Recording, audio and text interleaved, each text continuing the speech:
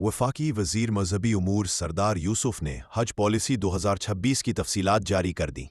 इस्लामाबाद में press conference करते हुए वफाकी वज़ीर ने नई हज पॉलिसी 2026 की मंजूरी दी है, जिसके बाद 4 अगस्त से हज दरखास्तों की वसूली शुरू हो जाएगी। उन्होंने बताया कि सरकारी हज स्कीम के लिए मुख्तसर पैकेज भी दिया जाएगा, जबकि 12 साल से कम उम्र के बच्चों को इस साल हज की इजाज़त नहीं होगी।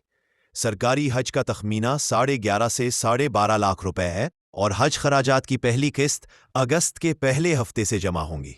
वफाकी वज़ीर के मुताबिक पाकिस्तान के लिए साल 2026 का हज कोटा 1,69,210 है, जिसमें लॉन्ग और शॉर्ट हज का पैकेज पहले की तरह होगा।